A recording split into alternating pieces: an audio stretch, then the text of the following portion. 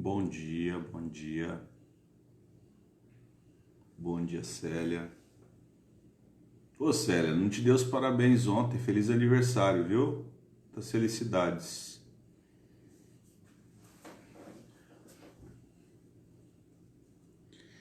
Bom dia, amigos. Tudo bem? Vamos começar então com uma prece, pedindo a Jesus, sempre a Jesus, nosso mestre, nosso guia, o irmão mais velho que zela por todo o nosso planeta, zela pelos bons, zela pelos maus, olha por todos, Senhor, por misericórdia,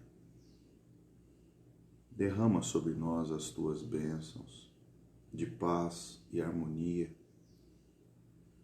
para que consigamos compreender melhor o que seja paz. Que a fraternidade seja o nosso guia, Senhor. Que sejamos solidários, amáveis, independente de qualquer diferença, Senhor. Pedimos por misericórdia que esteja conosco, hoje e sempre, que assim seja. Bom dia. Oi, Sandra, bom dia. Célia, bom dia. Tudo bem? Quem mais está aqui? Oi, Joyce, bom dia. Meninos, vamos lá. Hoje a lição do Ceifa de Luz é 27, desse livrinho que a gente estuda aqui, livrinho, maneira de dizer, né? Livrão. Aflição e tranquilidade. O Emmanuel, ele faz o estudo em cima de uma frase em que Jesus proferiu, né? Jesus disse,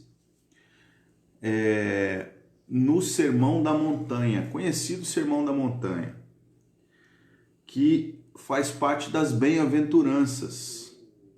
As bem-aventuranças são aquelas frases que Jesus proclama dizendo a respeito dos homens que serão felizes, né? Porque bem-aventurados são aqueles que encaminharam a própria vida em direção ao que seja bom, né? Bem-aventurados é muito mais do que sortudos, né? Ou qualquer sentido místico, né? Dos bem-aventurados. Ninguém vem ao mundo como um bem-aventurado. Nós nos tornamos, por nossas próprias ações, bem-aventurados. Esse é o ponto.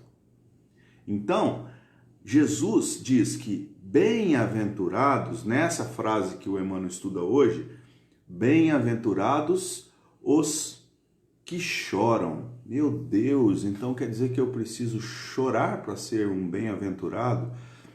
É isso que a gente vai tentar explicar hoje, né? O Emmanuel traz essa lição muito caprichada, como sempre, para a gente falar sobre o que é uma lamentação, como funciona a lamentação em nós, né? O que Jesus quis dizer com essa história toda. Se a gente for lá no versículo completo, que não foi o que o Emmanuel usou só bem-aventurados os que choram. Mas se for o versículo completo, Jesus diz, bem-aventurados os que choram, porque serão consolados. Então, do mesmo jeito que tem uma lamentação, tem um encorajamento. Do mesmo jeito que tem um choro, tem lá na frente um consolo, né? Mas mesmo assim, ninguém vem para sentir dor, né? Na verdade, se você for entender dor como algo negativo, a dor fica maior. Porque além da dor física, ou da dor moral, ou da dor psíquica, tem um outro componente que é aquela que talvez dilacere mais os nossos corações sem a gente perceber, que é o orgulho e a vaidade por estar sentindo aquela dor. Ou seja, o homem acha que não merece passar por aquilo. E aí a gente passa a olhar para a dor que está se sentindo, para a dificuldade que está se passando, como sendo a maior da história, a maior da sua vida, você é o mais desafortunado, e ainda, a gente enxerga o momento em que a gente vive como sendo o único momento da existência, né? A nossa vida é só o aqui e agora, e a gente não pensa nas coisas que foram e nas coisas que ainda serão.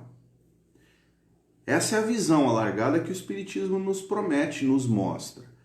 Que você não é o que você fez no passado e nem o que você será no futuro. Você é o seu resultado, o resultado de quem nós somos, está aqui agora. Então tudo que a gente passa aqui agora tem sentido. E tem mais um quesito que eu gostaria de falar sobre a dor. A dor, ela é clinicamente importante para o nosso corpo físico. Se nós não tivermos dor, a gente não sente, por exemplo, doenças que nos afligem, né?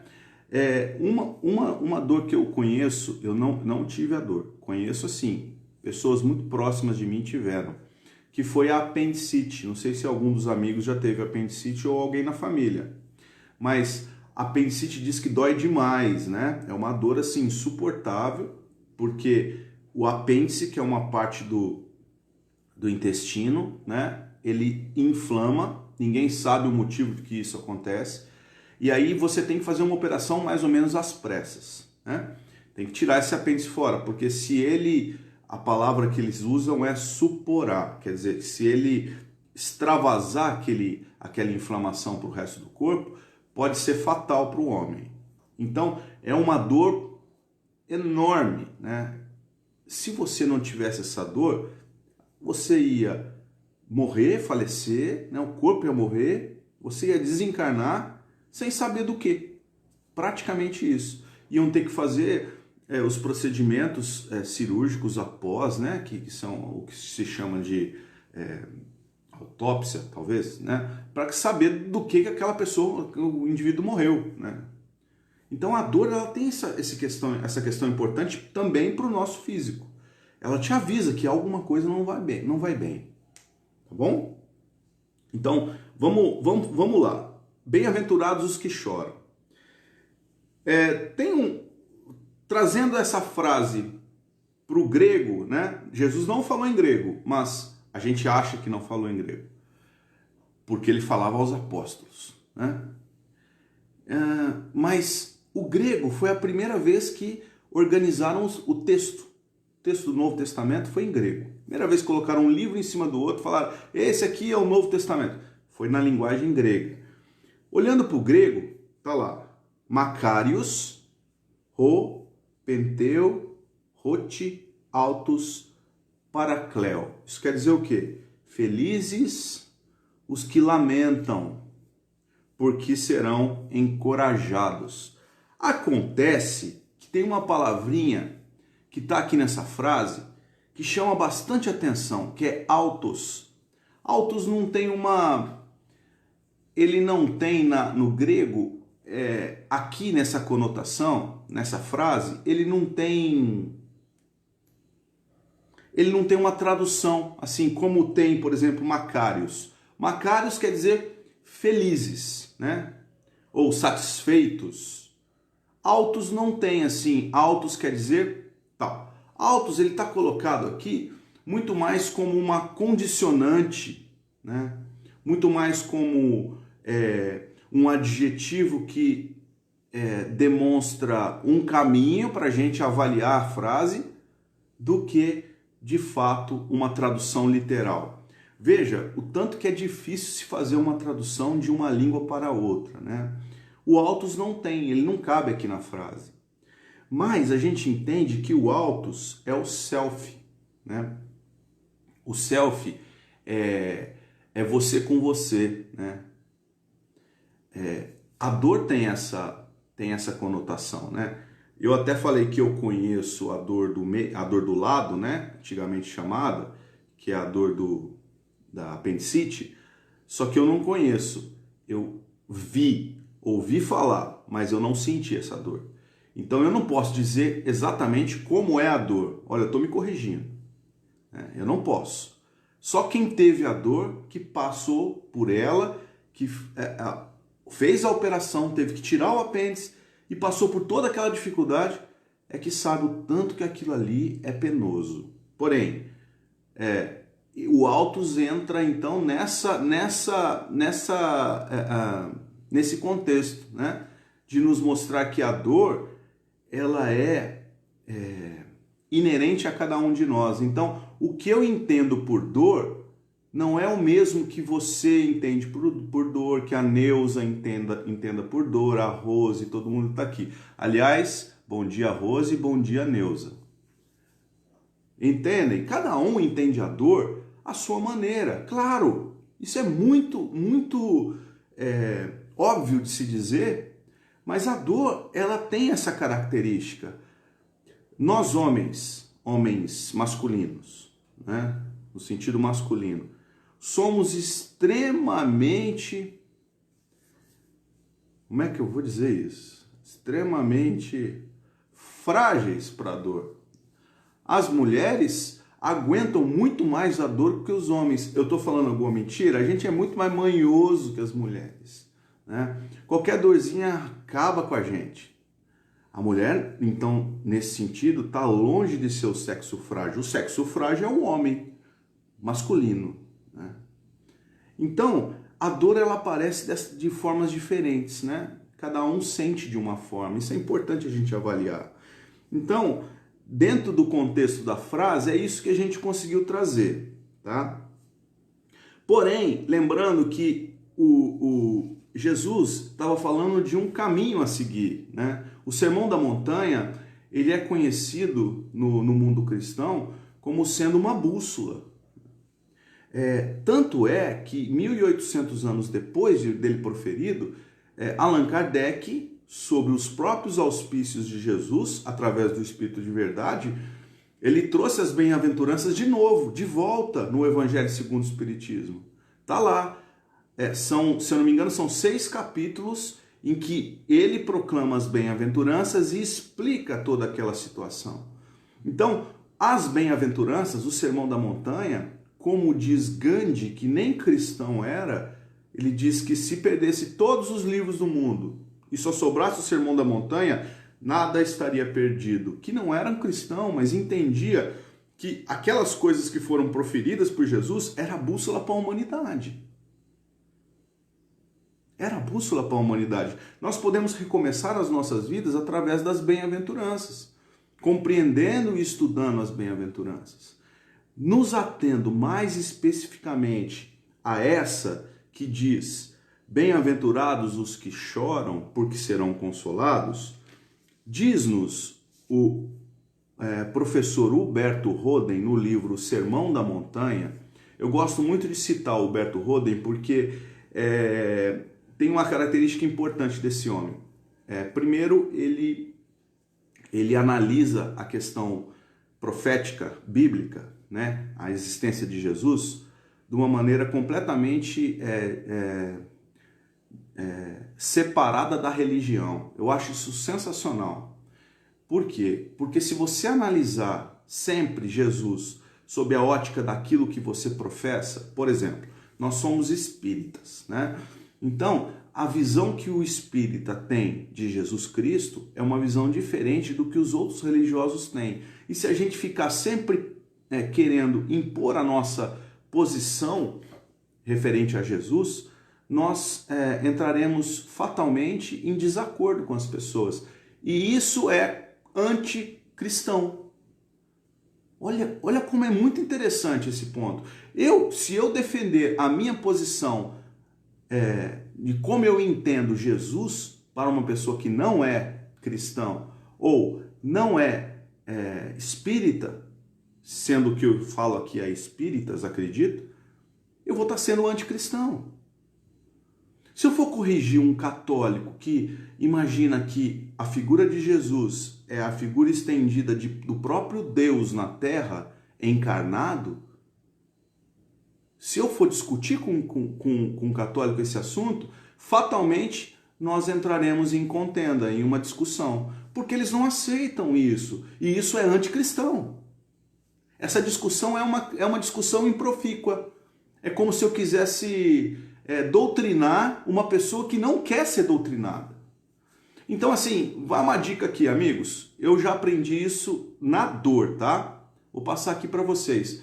Que se for discutir qualquer assunto religioso, desse tipo que a gente falou aqui agora, com uma pessoa que não é religiosa, não coaduna com a sua ideia, por exemplo, você é espírita, você vai falar com uma pessoa que não é espírita, católico, por exemplo, ou evangélico, ou budista, que seja, discuta, fale sobre os pontos, discorra sobre os pontos comuns. Não fale das diferenças, porque quando a gente fala da diferença, entra em problema. Sempre, tá? Porque entra na questão dos dogmas, né? São coisas muito enraizadas. A gente tem que tomar cuidado com o que a gente fala para as pessoas, porque as palavras elas ferem, né? Nós colocamos recentemente Oi, Ana, bom dia. Nós colocamos recentemente uma frase, isso foi copiada de uma outra pessoa que não tinha lá para compartilhar. Eu tirei foto, copiei e colei, né?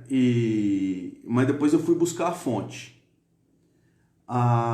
Eu coloquei na internet, na minha página do Facebook pessoal, e foi assim, estouro. Tá lá. Uma frase de Freud. O homem é senhor do que cala e escravo do que fala. Quando Pedro fala-nos de Paulo, sabemos mais de Pedro do que de Paulo. Então, assim, o homem fala, e aquilo ali se torna a própria algema dele. Principalmente quando a gente fala sem raciocinar, né? Nós estamos falando de características e dificuldades que geram dor no homem, né? As algemas e os aprisionamentos nos geram dor. Então, quando a gente fala a respeito de alguém, com certeza o interlocutor entende mais de você do que de quem você está falando, porque a visão que você está mostrando é o que você pensa, não o que é a realidade. A realidade, ela é a realidade, ela está independente da nossa posição, independente da nossa opinião. Entendem? Então o espiritismo, amigos, é muito mais do que a nossa opinião. É muito mais do que isso. Você pode pensar a respeito do espiritismo da sua maneira pessoal, você tem o direito de fazer isso. Aliás, eu diria mais que direito, é dever, né? Dever, você pensa, você pode exprimir a sua opinião. Agora, ela é a sua opinião, ela não é o que o espiritismo é de verdade. Então, é preciso pensar, né? Senão a gente vai trocando os pés pelas mãos. Vamos voltar para a lição. Huberto Roden falou-nos o seguinte sobre essa passagem: bem-aventurados os tristes, ou bem-aventurados os que choram, ou bem-aventurados os que lamentam. Olha que coisa sensacional, sensacional. Você está pronto? Então vou falar para você. Ele diz assim: não parece estranho que Jesus tenha proclamado felizes os tristes? Só a mim que parece estranho? Ele que disse a seus discípulos: deixo-vos a paz, dou-vos a minha paz, para que minha alegria esteja em vós e seja perfeita a vossa alegria, e ninguém mais tire de vós a vossa alegria. Ele falou isso tudo, gente, tá dito isso. Ele falou em alegria, em felicidade.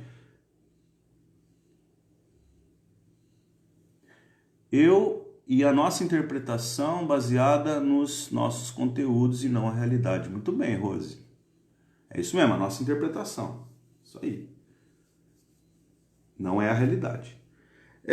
Olha que coisa interessante. Você então, Jesus proclamou a felicidade e disse que nos deixaria a felicidade.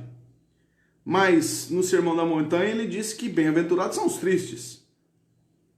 Ou seja, a tristeza, ela é um caminho. O que será que Jesus estava dizendo? Meu Deus, que confusão! Parece que ele falou duas coisas. Vocês acham que Jesus falaria diferente? Não, né? Explica-nos, Humberto Roden. Existem duas espécies de alegria e duas espécies de tristeza. Gente, isso é sensacional.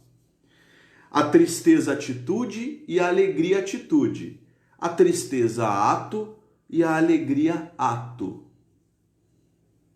Aí ele discorre sobre isso. Ele diz assim: o que é decisivo é a atitude interna, permanente, que é negativa ou positiva. É o nosso posicionamento perante o mundo. É quem nós nos deixamos ver. É o que nós fazemos com as nossas ações, com as nossas atitudes. Então, o que nós carregamos como verdade, o que eu proclamo como verdade de mim mesmo e o que eu reflito, isso é o que é decisivo. É isso que ele diz. A decisão, ela não está em se dizer alguma coisa, mas nas minhas atitudes e nos meus atos. São as palavras que eu uso, mas não são aquelas palavras que eu jogo ao vento. São as palavras que nascem da minha entranha espiritual, daquilo que eu vibro. Olha que coisa sensacional. Então, eu posso até me mostrar como um bom cristão, né? Eu frequento a casa espírita, eu beiro a santidade dentro da casa espírita. Bom dia, meu irmão, seja bem-vindo, entre, por favor, a casa é sua. E aí as minhas atitudes, depois ou ainda lá dentro, isso é mais grave ainda, né? Eu penso assim, puxa vida, esse aí é médium, ó, podia estar ajudando e não faz nada, nem um passe ele não dá. Meu Deus, ele tá cheirando a churrasco, deve ter participado a tarde inteira do churrasco e veio para a reunião à noite, que absurdo. Passa pensamentos desses nas nossas mentes. Então isso revela quem nós somos, a nossa atitude íntima, os nossos atos, as nossas palavras brotam disso. Pode até ser que a gente esconda por um tempo das pessoas, mas a gente não vai esconder dos espíritos. E nem esconderemos para sempre das pessoas, porque a vibração todo mundo sente de uma maneira ou de outra. Você não precisa ser médio ostensivo para sentir o que o outro sente. Você às vezes está passando perto de uma pessoa, nossa, essa pessoa está carregada hoje, não é? Nossa, o Daniel está tão diferente hoje, ele está falando com a raiva, com ódio. Claro, está vibrando isso. E está todo mundo percebendo. Então, olha só, o decisivo é isso. É para isso que o Humberto Roden aponta. Então, ele começa a dar para a gente a luz. Ó, o que é então essa felicidade? O que é essa tristeza que Jesus estava se referindo?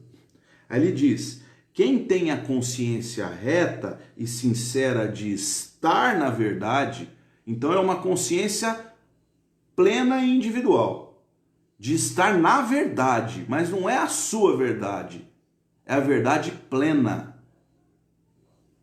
De quem é a verdade? De Deus.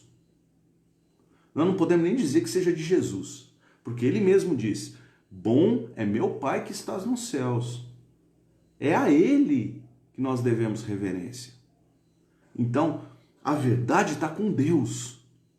E nós podemos vibrar próximo a essa verdade ou mais afastado dela. Então ele diz que a consciência reta e sincera na verdade é profundamente alegre, calma, feliz, embora externamente lhe aconteçam coisas que lhe entristecem. Meu Deus! Então, quando vibramos a verdade de Deus, fraternidade, solidariedade, caridade, amor verdadeiro, compaixão, misericórdia, mas eu não estou falando da boca para fora, é vibração, é na verdade. Quando nós nos encontramos com essa verdade que provém de Deus, nós estamos felizes, alegres, calmos e tranquilos. É essa alegria cristã que Jesus se refere quando diz aos apóstolos: a minha paz vos dou, a minha paz vos deixo. Que seja completa a tua alegria, a alegria no Senhor. Olha que coisa sublime, gente. E aí, essa alegria, ela se envelopa por uma tristeza, porque nós vivemos no mundo. Mas segundo ele mesmo, Paulo de Tarso, segundo Paulo de Tarso, nós não precisamos ser do mundo. Você pode viver no mundo sem ser do mundo. Aliás, ele já se proclamava assim. Por isso que ele dizia: o Cristo que vive em mim. Não sou eu mais quem vive, é o Cristo que vive em mim. O Cristo vive por mim. Jesus estava dentro dele? Não. A qualidade cristã já estava desperta nele. Ele já tinha entendido a alegria de sofrer de boa vontade. Gente, como é que você pode explicar um homem que recebe 39 chibatadas, e as chibatadas não é a chinelada que a gente tomava da mãe quando a gente era criança, não. A chibata nessa época, lá daquele povo, 2000 anos atrás, ela era de ferro, corrente de ferro com uma ponta de ferro. E ele tomava as 39 chibatadas deitado num tronco e ele se regozijava. Como é que pode um homem apanhando, quase morrendo? Ele quase morreu quantas vezes? E mesmo assim ele se sentia feliz. Isso está descrito no livro Paulo de Tarso. Para quem quiser ver, está lá. Está lá. Está descrito, está demonstrado isso lá. Emmanuel falou claramente, ele se alegrava com aquilo. Ele estava fazendo o trabalho que ele se sentia feliz, porque ele estava junto à verdade. A verdade era Deus, através da mensagem de Jesus. Então isso é muito sublime, né? Nós nos sentimos assim em alguns momentos da vida, né? Quando a gente faz uma doação de coração para alguém, a gente não quer ser reverenciado, fotografado, né? Ninguém quer, quando a gente parte para uma situação de solidariedade, fraternidade, você vai entregar um cobertor na rua para alguém, mas não é um cobertor que você comprou, é um cobertor que você tirou do seu armário e não fez propaganda, você quis simplesmente cobrir o pobre que estava sem roupa. Então, assim, isso tudo é sublime, isso tudo é se encontrar com essa verdade que o Bert Roden está contando para a gente. E ele diz mais: quanto mais triste o homem é internamente, pela ausência de harmonia espiritual, tanto mais necessita ele de alegrias externas, geralmente ruidosas e violentas. Senhor, parece que num texto de uma página, ele descreve a alma humana, né? Ele descreve a nossa sociedade atual, porque as pessoas, nós todos, eu não vou me tirar disso não, nós todos, a gente tem que ter a alegria externa, a gente tem que buscar a alegria externa momentânea, porque a gente não consegue viver com essa alegria íntima. Então a gente está tão triste, está tão desarmonizado dentro de nós mesmos, que nós buscamos o ruído e a violência, né? Vou colocar, Rose. Depois você me explica qual frase que você quer, Rose. Essa última que eu li, tá? Me explica que eu coloco. Quanto mais triste o homem é internamente, pela ausência da harmonia espiritual, tanto mais necessita ele de alegrias externas, geralmente ruidosas e violentas. Obrigado, vou colocar. Meus amigos, Quer dizer que demonstrar uma alegria efêmera, externa, ruidosa e violenta, ela é sinal de alegria íntima? Ao contrário, está faltando uma coisa fundamental, que é a espiritualidade, que é essa felicidade que Jesus proclamou, que ele desejou aos apóstolos, que ele nos legou à eternidade. Por isso que bem-aventurados são os tristes perante o mundo. A tristeza cristã é uma coisa interessante, ela é demonstrada pelos santos, né? Pelos homens que viveram uma vida verdadeiramente cristã, né? Não tem como a gente não se recordar do Chico, né? Uma vida simples. Eu garanto que é uma vida que 99% dos espíritas não desejam para eles, né? Uma vida que não tinha nada. O Chico não tinha uma poupança. Vocês já pensaram nisso? Todo mundo gosta de guardar um dinheiro, ou se pode fazer isso, né? Faz uma poupança para uma emergência, ou para uma viagem, ou para comprar um carro, o que seja. Ele não tinha.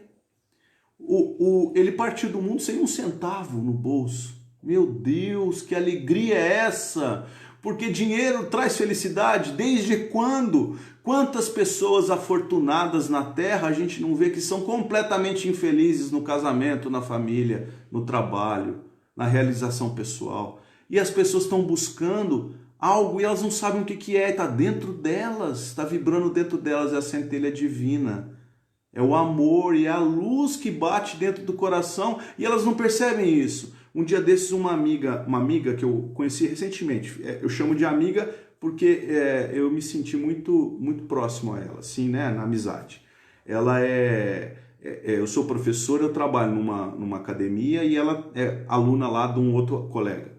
E um dia a gente estava falando, e a gente está vendendo os livros lá nessa academia. E ela falou assim, nossa, esse livro é seu? Eu falei, não, eu contei a história mais ou menos para ela. Ela não é espírita, mas ela quer saber, né? Como é que é? Como é que é? Aí ela virou para mim uma hora assim e falou assim, sabe o que é? Eu me sinto tão vazia depois que eu tive meu filho. Eu olho para a criança, olho para o meu marido e falo assim, mas para onde eu vou agora? É como se ela tivesse completado todo o trabalho que ela tinha que vir fazer aqui na Terra. Ela casou, teve filho, ela tem uma vida financeira tranquila, não precisa de dinheiro para nada. Aliás, se ela quiser viajar, ela pega o carro e vai, faz o que ela quiser, ela é a família dela. Só que ela disse para mim, eu me sinto vazia. Essa frase, gente, me tocou tão profundamente, mas tão profundamente que eu falei assim, meu Deus, a gente precisa fazer alguma coisa. Né? A gente precisa fazer alguma coisa porque essas pessoas, elas estão vazias. Elas estão cheias da alegria do mundo e vazias da alegria cristã, que é o que Jesus proclama aqui, está nos mostrando que são as coisas duradouras, as coisas do Espírito, aquelas que vão sobreviver à morte física. Continua Humberto Roden.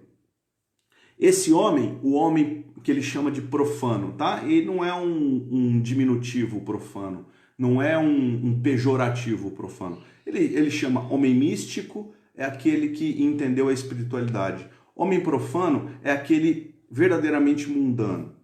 Ele diz que esse homem, o profano, não tolera a solidão, evita estar consigo mesmo, se perde em entretenimento banal e alguns chegam a recorrer a entorpecentes. Meu Deus, ele está desnudando a alma humana. Ele está fazendo, ele está nos mostrando psicologicamente como vive o homem do mundo hoje, né? Como nós vivemos no mundo hoje. É muito mais importante ter do que ser. É isso. E a diferença da alegria e da tristeza é essa. O que é íntimo e o que é verdadeiro, né? O que é externo e o que é ruidoso, violento. Olha que coisa sensacional. E ele diz mais. As alegrias externas, porém, têm sobre o homem o efeito da água do mar. Olha que metáfora. Além de tudo, ele usa uma metáfora. A alegria externa tem o efeito de uma água do mar. Porque quanto mais você bebe, mais sede você tem. Jesus, olha isso, esse homem estava abençoado quando escreveu isso. É como se fosse a água do mar. Quanto mais você bebe, mais sede você tem, mais vontade de manter esse status quo da vibração externa ruidosa e violenta a gente tem, claro, lógico. Por quê? Você não quer que acabe, é efêmera, você tem que produzir estímulos para que ela continue. Só que aquela alegria que vai ser o nosso guia para a nossa caminhada, ela está esquecida. Aliás, ela virou tristeza. Por isso que você se sente vazio. Gente, quando eu falo você, eu falo de todo mundo, tá? Esse você é genérico, tá? Por favor, é genérico. Tá todo mundo no mesmo barco, tá? Todo mundo. E outra coisa, o que eu tô lendo aqui, comentando, não é do Daniel, tá? Eu sempre dou o nome dos autores, o nome das pessoas que escreveram, e a gente vai tentando comentar, mas a literatura não é minha, tá bom? Vamos lá. Quando o homem acerta em descobrir a bela tristeza da vida com Deus, renuncia espontaneamente a essas horrorosas alegrias da vida sem Deus. Passa a compreender o que o mestre quis dizer em não dou a minha paz como o mundo a dá. Não dou a minha paz como o mundo a dá. E completa, a paz do Cristo é profunda e sólida, é nascida da verdade que liberta. Os profundamente alegres são anônimos, olha gente, são anônimos, escondidos atrás de suas obras de benemerência, longe dos holofotes do mundo. A vida do homem espiritual é uma bela tristeza. A vida do homem profano é uma pavorosa alegria.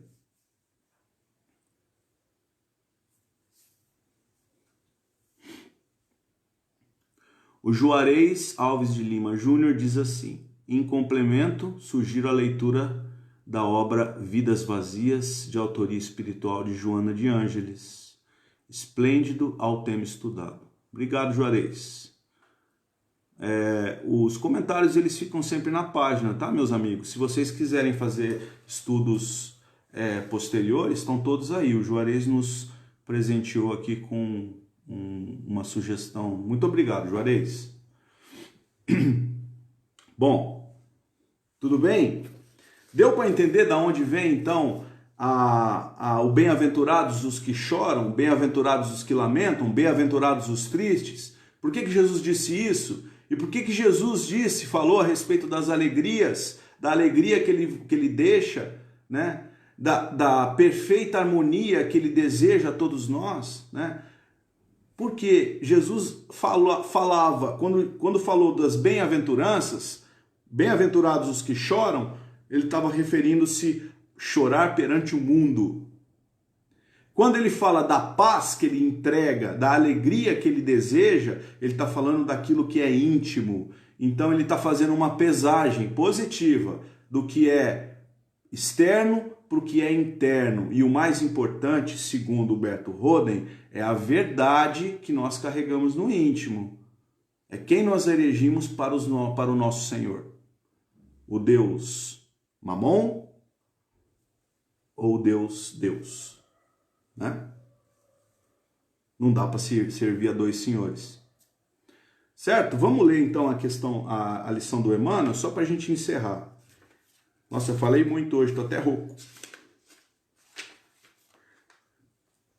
Capítulo 27, aflição e tranquilidade. Bem-aventurados os que choram, disse-nos o Senhor. Contudo, é importante lembrar que se existe aflição gerando tranquilidade, há muita tranquilidade gerando aflição, não é isso? No limiar do berço, pede a alma dificuldades e chagas, amargores e cicatrizes. Entretanto, recapitulando as próprias experiências, no plano físico, torna a concha obscura do egoísmo e da vaidade. insistando-se na mentira e na delinquência. Aprendiz recusando a lição ou doente abominando o remédio, em quase todas as circunstâncias, o homem persegue a fuga que lhe adiará indefinidamente as realizações planejadas. É por isso que na escola da luta vulgar vemos tantas criaturas em trincheiras de ouro, cavando abismos de insânia e flagelação, nos quais se desempenham, além do campo material, e tantas inteligências primorosas engodadas na auréola fugaz do poder humano, erguendo para si próprias masmorras de pranto e envelhecimento que as esperam inflexíveis, transpondo o limite traçado na morte. É tudo que a gente falou, só que é a maneira do Emmanuel. E ainda por essa razão que vemos tantos lares fugindo à bênção do trabalho e do sacrifício, a afeição de oásis sedutores, de imaginária alegria, para se converterem amanhã em cubículos de desespero e desilusão, aprisionando os descuidados companheiros que os povoam em teias de loucuras e desequilíbrio na vida espiritual. Valoriza a aflição de hoje. Valoriza a aflição de hoje, aprendendo com ela a crescer para o bem, que nos burila para a união com Deus. Porque o mestre que te propões a escutar e seguir, em vez de facilidades do mediatismo da terra, preferiu para ensinar-nos a verdadeira ascensão, a humildade da manjedoura, o imposto constante do serviço aos necessitados, a incompreensão dos contemporâneos, a indiferença dos corações mais queridos e o supremo testemunho do amor em plena cruz da morte. Emmanuel. Bom, amigos, tudo bem? Eu espero que tenha ficado assim bem claro, né? Que o Berto Roden explica bem a respeito, né, do que é felicidade e do que é tristeza, né? O que é íntimo e o que é externo. Então essa é a nossa reflexão. Porém o Emmanuel chama a atenção para mais um assunto, que é mais importante do que a gente só fazer essa reflexão. Ele diz que se nós não nos abraçarmos agora, o futuro vai vir mais cabuloso, né? A gente não pode adiar, né? A gente não pode deixar para amanhã o que a gente tem que fazer hoje. Obrigado a vocês, boa semana, beijo!